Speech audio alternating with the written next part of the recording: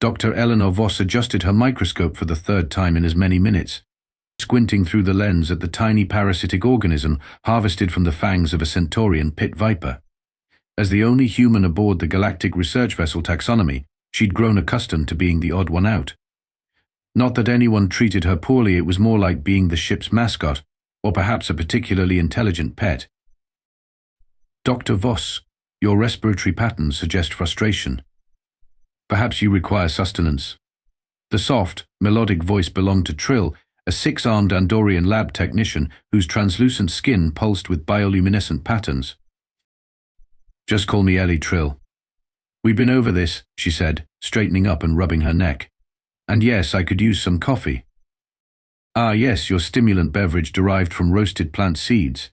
Fascinating how humans require such substances to maintain optimal function. Trill's head tendrils wiggled in what Ellie had come to recognize as amusement.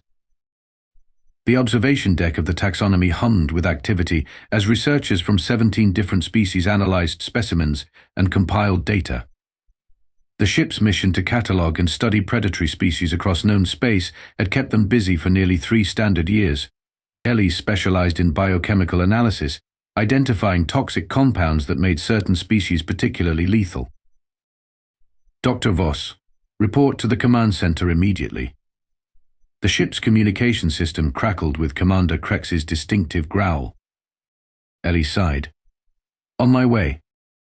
Commander Krex was a draconian, a bipedal reptilian species known for their military prowess and rigid hierarchical thinking.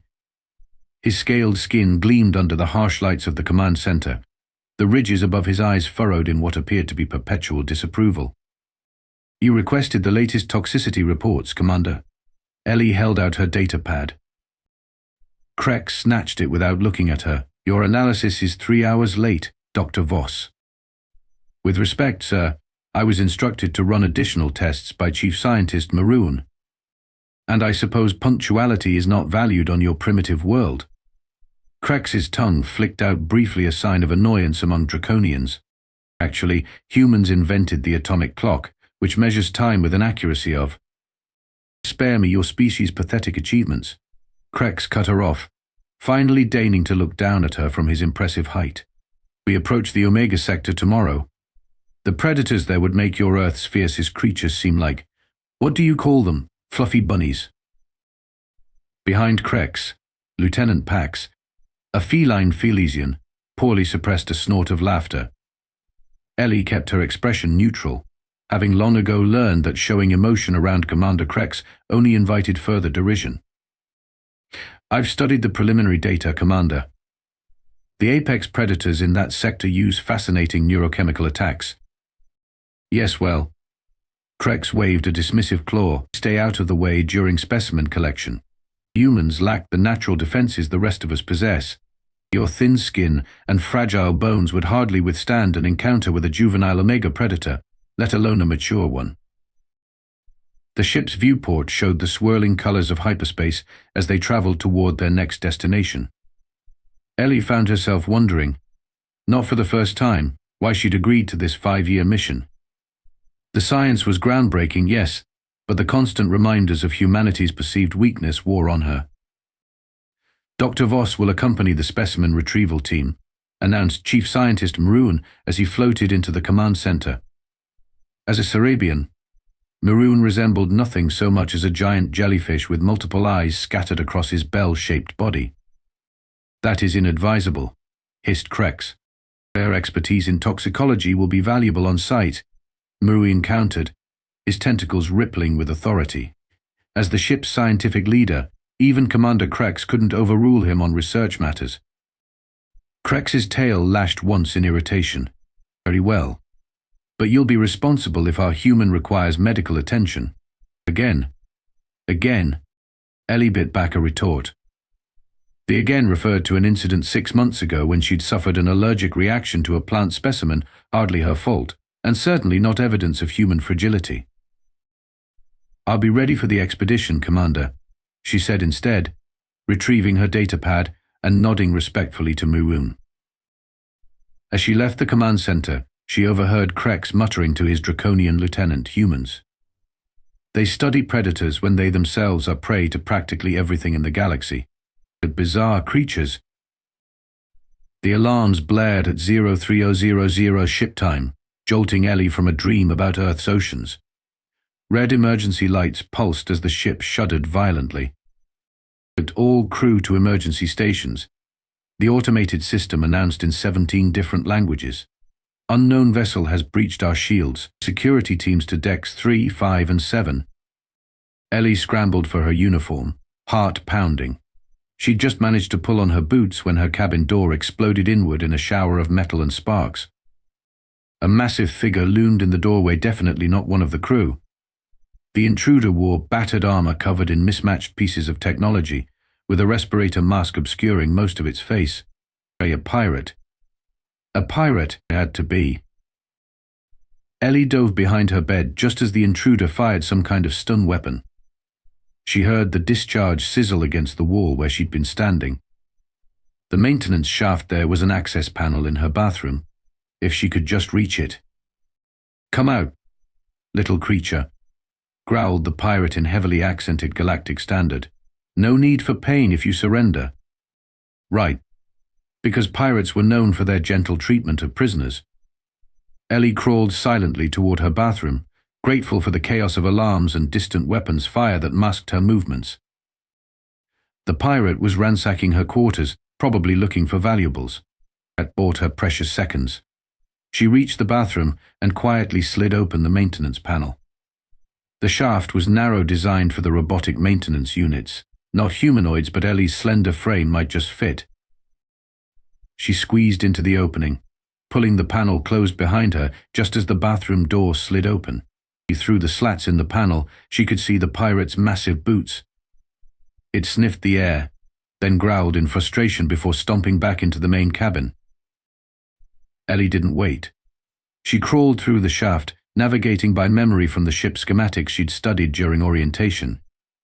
The maintenance system connected all decks. If she could reach the central hub, she might be able to assess the situation and find somewhere to hide. 20 minutes of claustrophobic crawling later, she emerged into a junction area large enough to stand in.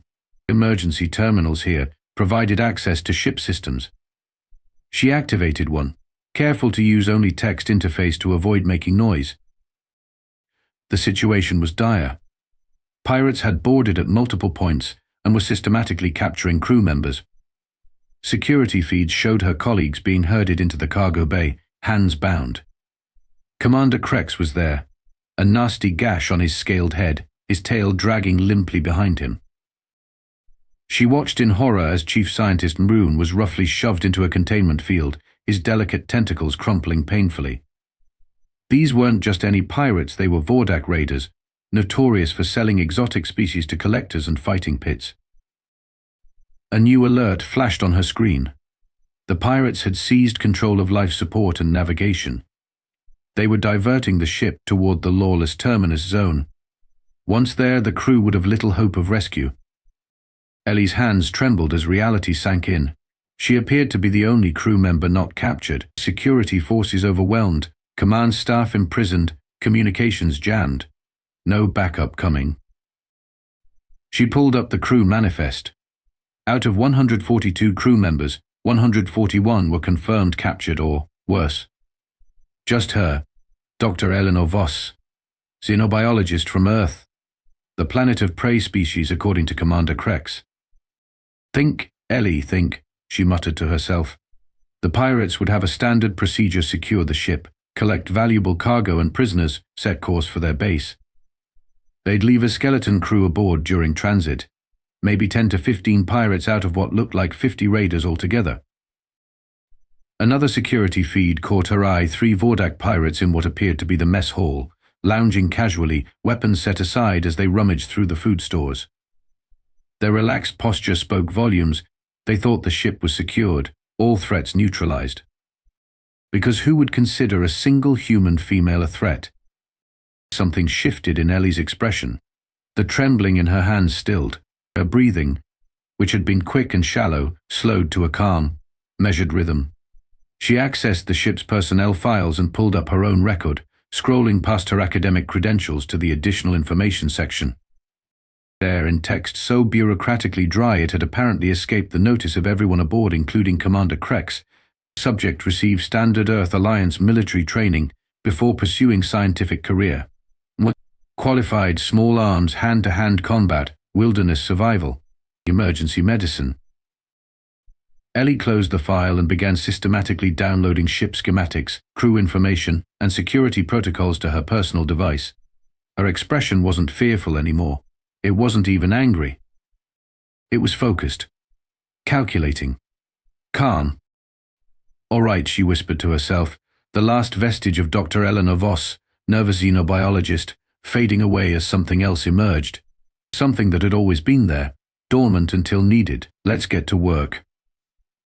From her hiding spot in the environmental control room, Ellie watched the security feeds. 3 hours had passed since the initial attack. As predicted, most of the pirate force had departed on their own vessel, leaving behind a maintenance crew of 12 to guide the taxonomy to their rendezvous purpose. She'd spent those hours preparing. First, establishing her base of operations in this rarely visited section of the ship.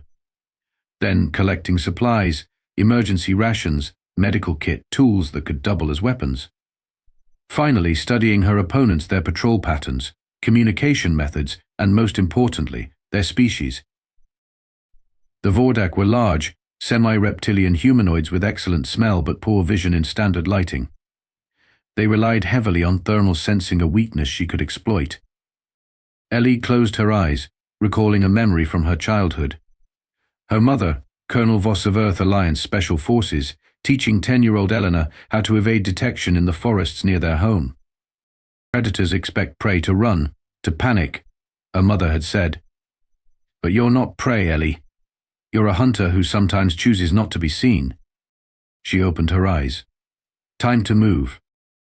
Pulling up the environmental controls, Ellie began making subtle adjustments, lowering temperature in some corridors, raising it in others, creating thermal noise that would confuse Vordack senses.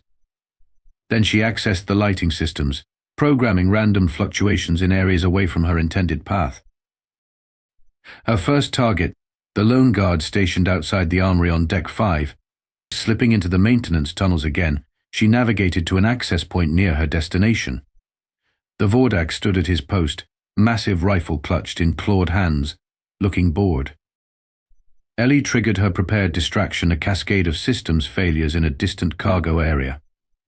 The guard's communication device crackled to life as his comrades demanded he investigate. With a growl of annoyance, he lumbered away. Ellie waited 3 minutes, then emerged from hiding. The armory's security pad had been crudely bypassed by the pirates. She slipped inside, selecting her equipment carefully, a neural disruptor that would work on Vordack physiology, emergency restraints, and a personal shield generator. As she turned to leave, she heard heavy footsteps returning. The guard was coming back too soon. There was nowhere to hide in the armory's open space. Ellie's heart rate elevated slightly, then steadied as training took over. The door slid open. The massive Vordack stepped inside, then froze as he spotted her. His surprise gave her the half-second she needed. The neural disruptor fired, sending the pirate crashing to the floor in a twitching heap. Ellie worked quickly, securing him with restraints and dragging him into a storage locker. She took his communication device, setting it to receive only. As she finished, a voice crackled through in the Vordack language. She recognized enough words to understand they were demanding a status report. When no response came, the voice became more insistent. Then, a different voice, clearly the leader, barked something that needed no translation: search parties. They'd be looking for their missing comrade. Good. Let them come looking. Back in the maintenance tunnels, Ellie made her way to the detention level. The crew was being held in the cargo bay, but Commander Krex had been separated and placed in maximum security, likely because he'd put up the biggest fight. Through a ventilation grate, she could see him pacing in his cell, tail lashing in frustration. A single guard sat outside, cleaning a nasty-looking blade. Krex suddenly stopped pacing and looked directly at the vent where Ellie watched. His reptilian eyes widened slightly. He'd spotted her. She pressed a finger to her lips. To her surprise, he gave an almost imperceptible nod. Guard, Krex called out. I require sustenance. Your captain promised I would not be mistreated if I cooperated. The Vordack guard grunted, standing reluctantly. Fine, scale skin. But any tricks and I remove one of your limbs. He turned toward the food storage area adjacent to the cells. The moment his back was turned, Ellie dropped silently from the vent. The neural disruptor hummed as she fired, dropping the guard mid-stride. Commander Krex stared at her through the force field of his cell. For once, his expression wasn't contemptuous. It was something she'd never seen before: shock. Dr. Voss, he said as she deactivated his cell. How did you? No time to explain. She cut him off, tossing him the guard's weapon. All will be coming. Can you fight? Krex tested his injured leg, grimacing. I can fight. Good. Because I have a plan, and I need someone who understands ship combat protocols. For the first time since she'd met him, Commander Krex didn't issue a sarcastic remark about human capabilities. Instead, he simply nodded and said, Lead the way, Dr. Voss. Where is Grak? He should have reported in an hour ago. Captain Drez slammed his scaled fist on the console, cracking its surface. The remaining Vordack pirates exchanged nervous glances. We've found no sign of him, Captain, reported his first mate, Vex. And now Torno is missing from his post at the detention level. Two of my best warriors don't just vanish, Drez growled. Search every compartment. Use thermal scanners to find out what's happening on this ship. Meanwhile, 3 decks below, Ellie and Commander Krex crouched in a maintenance junction, reviewing their plan. The neural toxin from the Melovian stinger should work on Vordack physiology, Ellie explained, showing him the vials she'd retrieved from her lab.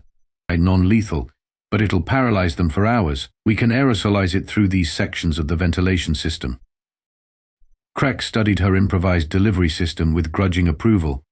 You know a great deal about incapacitating sentient beings for a scientist. Toxicology has many applications, Commander. Ellie checked the schematics on her pad. There are search teams converging on our position. We need to move.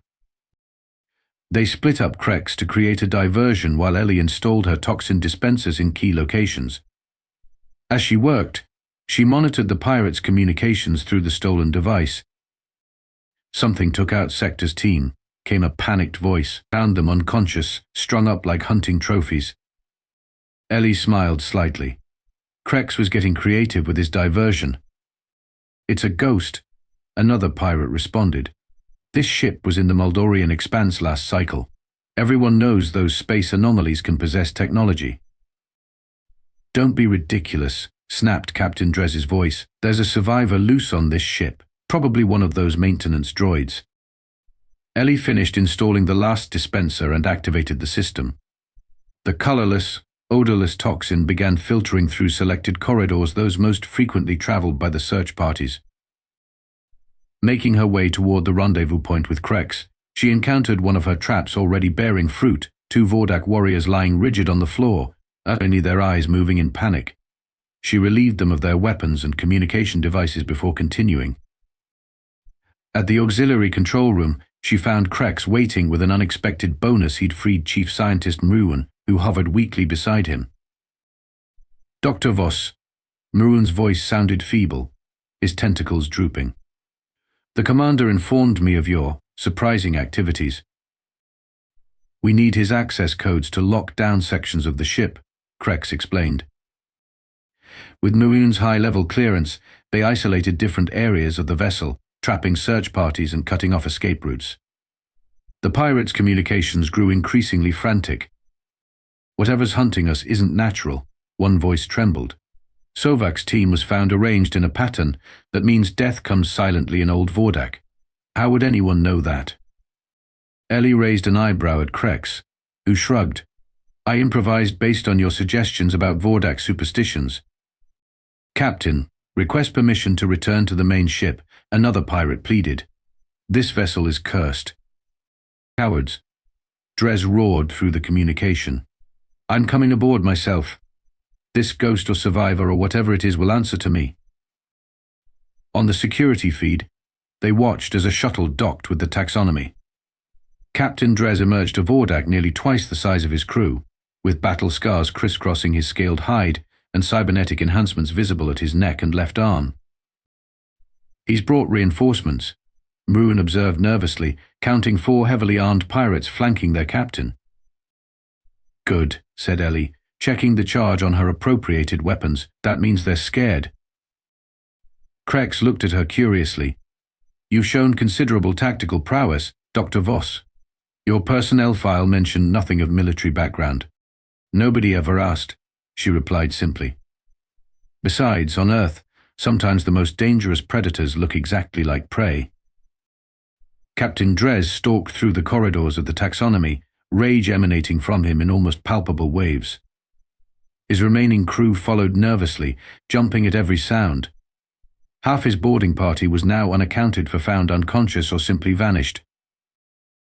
"It's a single survivor, you spineless worms," he snarled at his crew, probably hiding in the maintenance systems.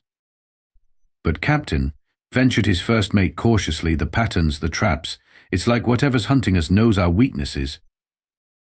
Dres spun around, grabbing the subordinate by the throat. "Our only weakness is your growing cowardice." He released the choking pirate with disgust. "Secure the bridge. I want control of all systems. We'll vent the atmosphere from section to section until we find our ghost." On the observation deck, Ellie watched the exchange through security feeds. Beside her, Krex and Mruan waited for her assessment. "He's predictable," she noted. "Aggressive, domineering, relies on brute force. The classic apex predator mentality." "And how does one defeat an apex predator?" Dr. Voss and Mruan inquired, his tentacles rippling with curiosity. Ellie's expression remained calm, but something dangerous flickered in her eyes. "You become something the predator has never encountered before, something it doesn't have instincts for." She stood, checking her weapons. "I need you both to free the rest of the crew. I'll handle Dres." "You can't face him alone," Krex protested.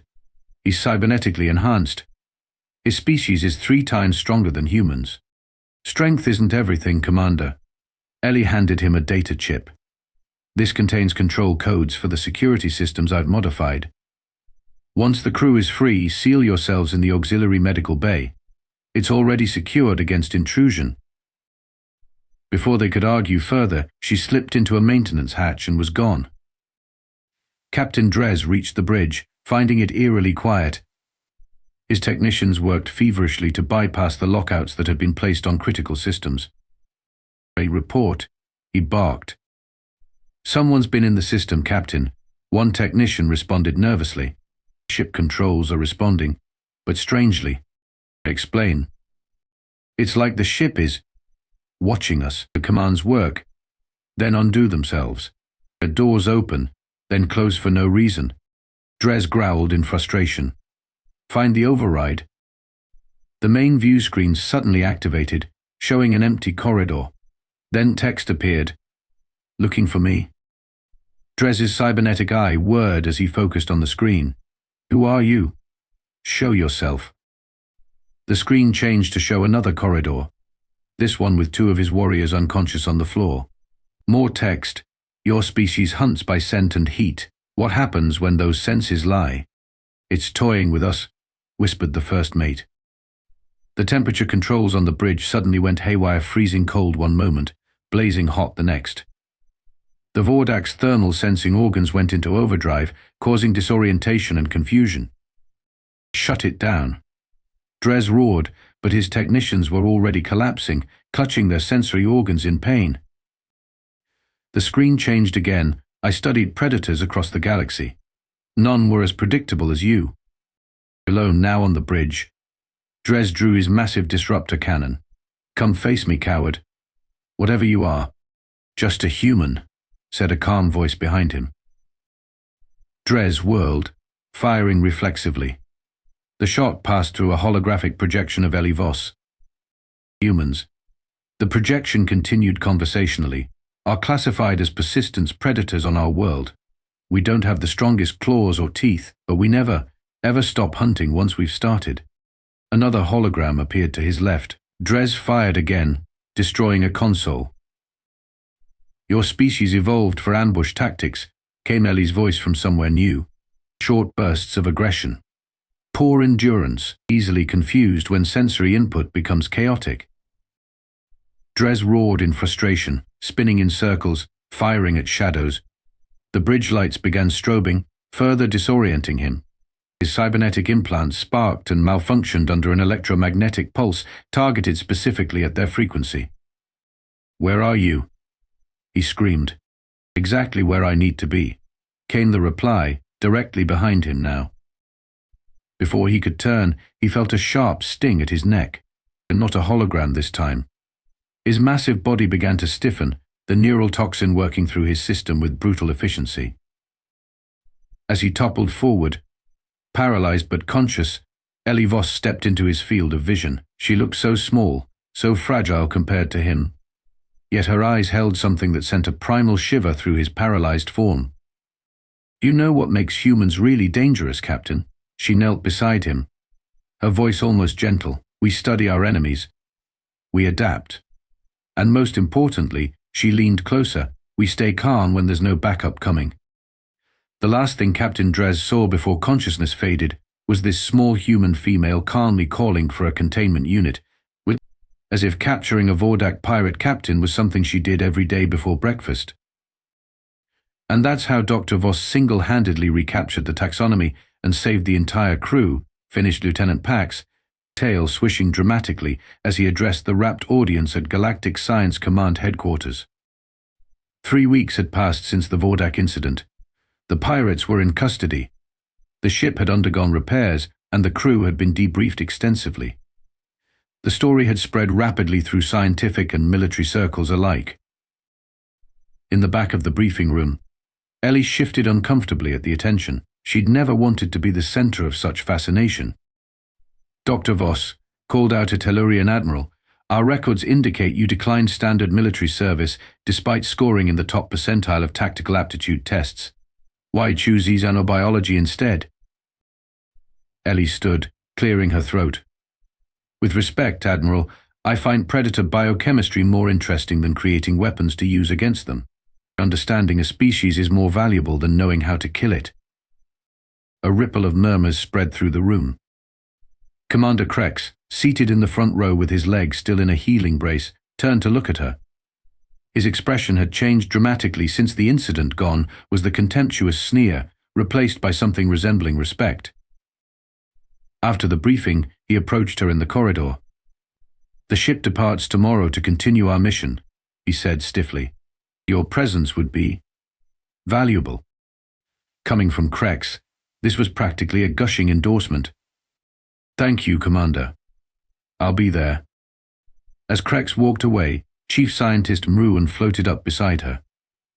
"The Commander has been quite different since your heroics, Dr. Voss." "I'm not a hero," she insisted. "I just did what was necessary." "Perhaps." Mruan's tentacles rippled thoughtfully, "but you should know that the Commander has had the crew manifest amended. Humans are no longer classified as minimal threat potential in our database." "Oh, what are we classified as now?" Approach with extreme caution, particularly if calm and alone. Mruan's eye spots crinkled in what she recognized as his version of amusement. "I believe Commander Krex has been sharing your story with his military contacts. There's a rumor that draconian tactical schools are now including a module on human persistence predation techniques." Ellie laughed. "That's ridiculous." "Is it?" Mruan gestured to a group of cadets who were staring at her from across the atrium, whispering excitedly. "Your actions have caused quite a paradigm shift in how non-human species view Earth and its inhabitants." Later that evening, as Ellie packed for the ship's departure, her communication terminal chimed with an incoming call from Earth, her mother. "I heard about your adventure," Colonel Voss said without preamble. "Impressive improvisation with the environmental controls." "Thanks, Mum." Ellie continued packing, "though I prefer my regular lab work to combat situations." "Of course you do." Her mother smiled knowingly. "But it's good that the galaxy is learning what we've always known about humans." "What's that?" "That we look harmless until we're not." that we study and adapt and persist, that our most dangerous weapon has always been this. She tapped her temple. The predator mind hiding behind friendly eyes. The next morning, Ellie boarded the taxonomy to find the crew dynamics subtly altered. No longer did they treat her with the condescending tolerance of before. Now there was a respectful distance, a careful deference that might have bothered her if it weren't so amusing. As she settled into her laboratory, Commander Krex appeared in the doorway. "Dr. Voss," he began formally, "I wish to express my gratitude for your actions, and my apologies for previous misconceptions regarding human capabilities." "Apology accepted, Commander." He seemed about to leave, then hesitated. "There is one question that has been troubling me." "Yes?" "S. During the confrontation with Captain Drez, you appeared completely calm, even when facing a creature 3 times your size with superior weaponry. How is this possible? Were you not afraid?" Ellie considered the question seriously. "Humans are strange, Commander. When we have friends or family to protect, we become emotional, sometimes reckless. But when we're alone, with no backup coming," she smiled slightly, "that's when we're most dangerous, because then it's just us and the problem to solve, and humans are very, very good at solving problems." Krex nodded slowly, processing this information. "I shall update the tactical briefing accordingly." As he left, Ellie returned to her microscope, once again the seemingly unremarkable xenobiologist. Just another human scientist doing her work, nothing special to see here. But now the galaxy knew better. And somewhere in the vast darkness of space, the story was spreading. Beware the humans, especially the calm ones. Especially when they have no backup. Because that's not when they're vulnerable. That's when they're at their most dangerous.